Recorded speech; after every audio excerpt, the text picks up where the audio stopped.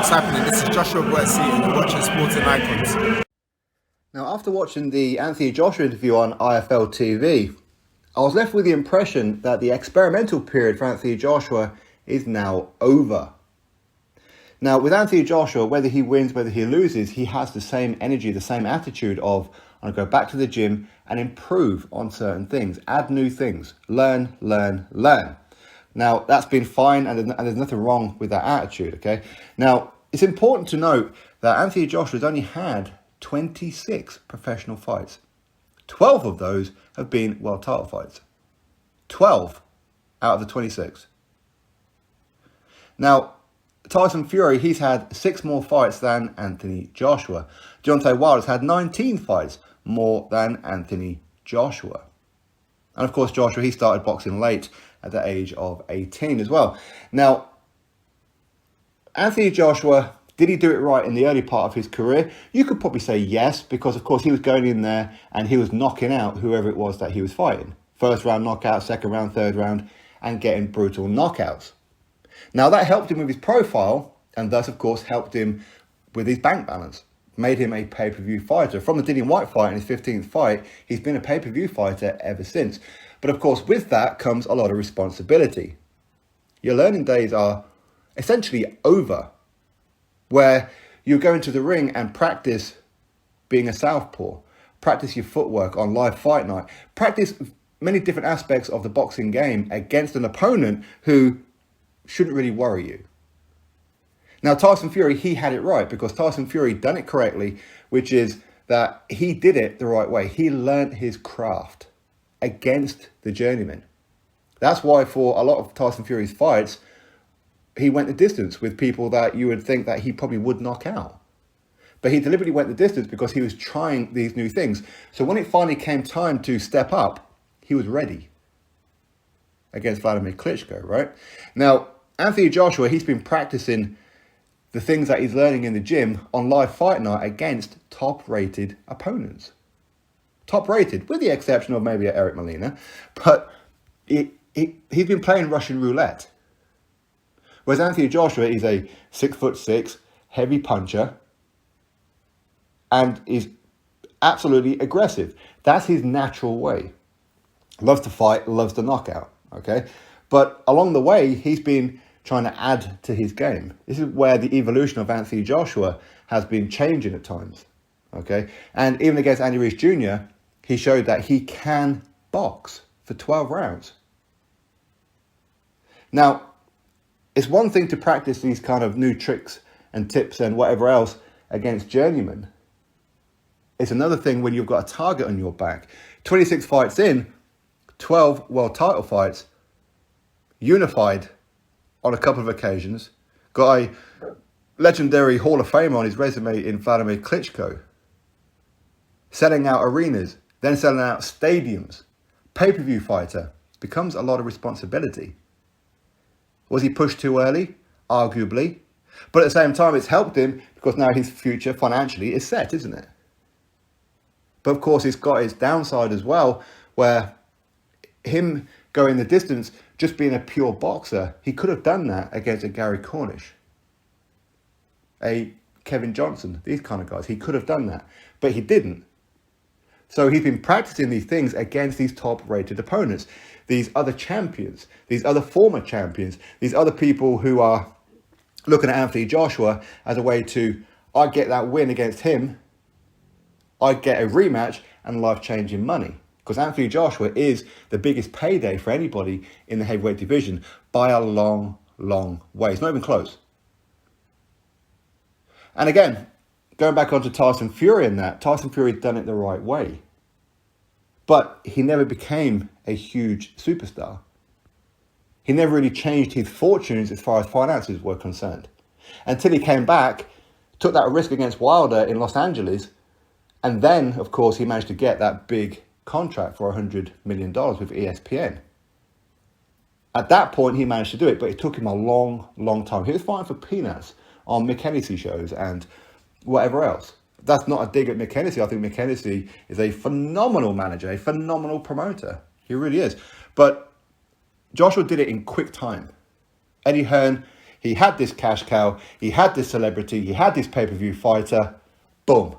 Now you've got a target on your back. Sink or swim. So, of course, when it comes to, say Fury and Wilder, while these guys have been fighting each other for like 3 times over like the last 3 years, with the occasional Uber driver thrown in between, Josh has been cleaning up the heavyweight division. So is Dillian White. They've been cleaning out the rest of them. So this is why I say, and many people say, Joshua has a better resume than Tyson Fury. I know some Fury fans don't want to hear that, but that's reality. That doesn't mean that Joshua beats Fury. That doesn't mean that at all. Not at all. But he's had to do it because when you're a champion, you've got mandatories being thrown at you left, right and centre. You're having to fight people that it's going to be difficult to get out of bed for at times. Do you really think he wanted to fight Kubrat Pulev or Carlos Takam? Do you think he wanted that? No, of course not. But along the way, it has helped him financially. It's helped him with his profile. But of course, people have been critical. And again, I don't know how people can be critical. 26 fights in. 12 world title fights. 12. Defended that belt many times. He's taken a couple of losses along the way. He's avenged one of them with Andy Ruiz Jr. Can he revenge and get vengeance on Alexander Usyk in the rematch?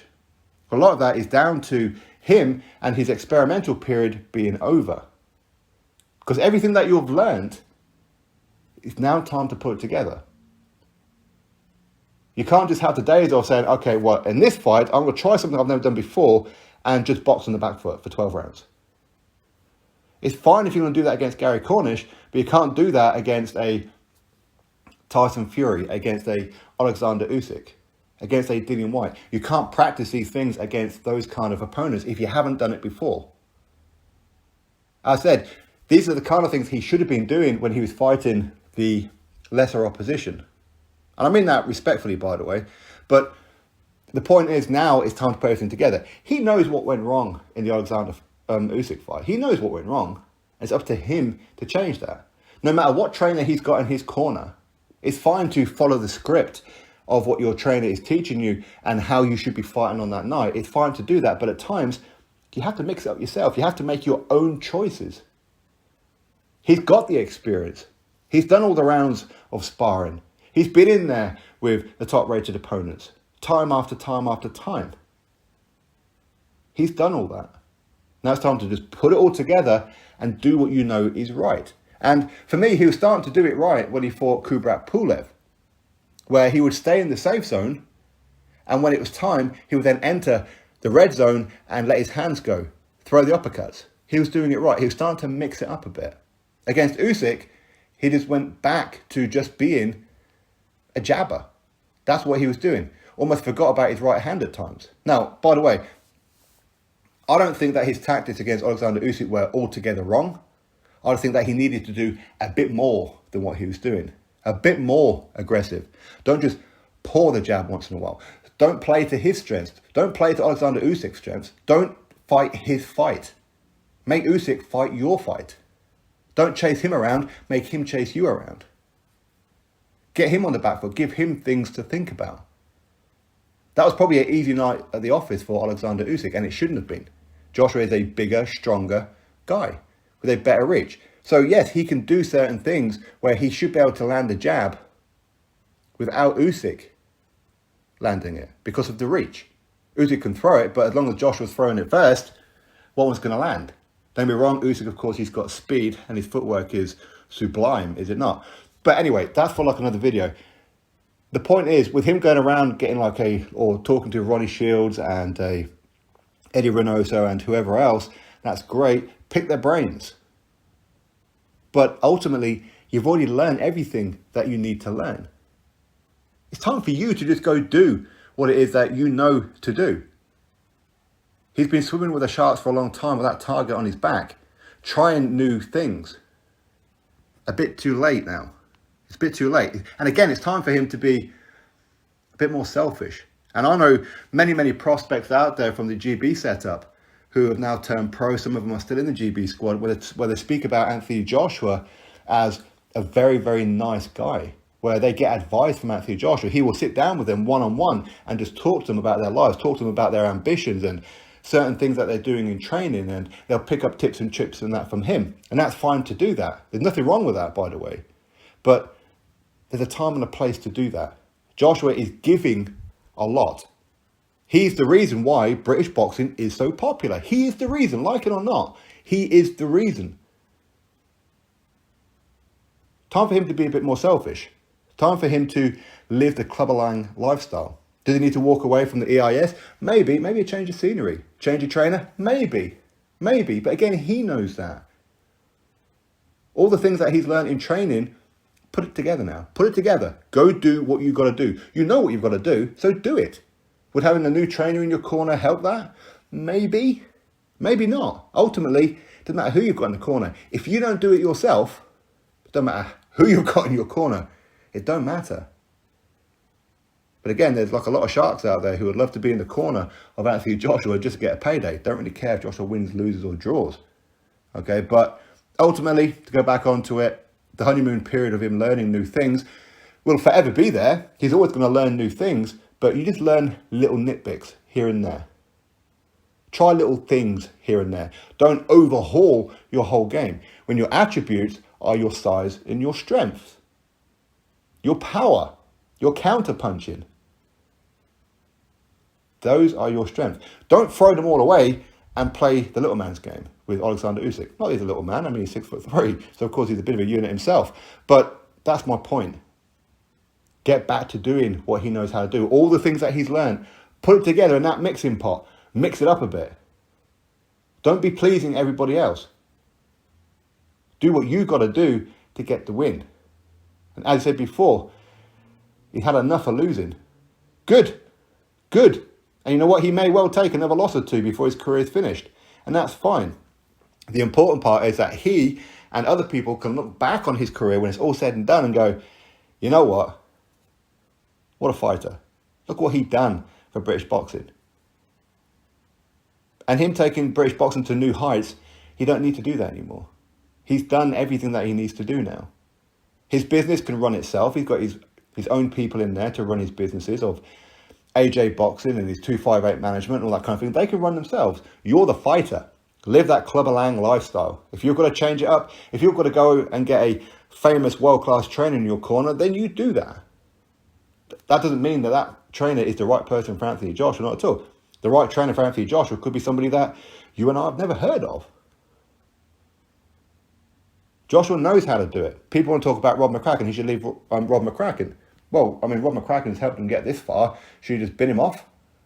Maybe yes, maybe no. Would Anthony Joshua have achieved what he's achieved without Rob McCracken in his corner due to his natural abilities? Maybe yes, or maybe no.